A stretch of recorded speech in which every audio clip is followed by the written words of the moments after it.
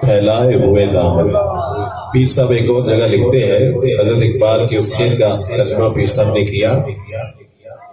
कि मिले जो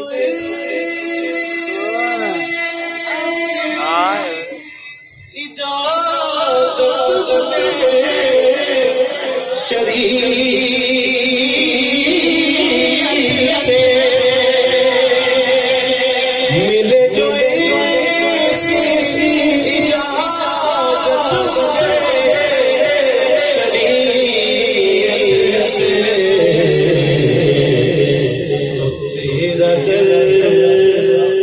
तेरा दिल वो मेरी सजदा गाया तो तेरा दिल वो मेरी सजदा गाया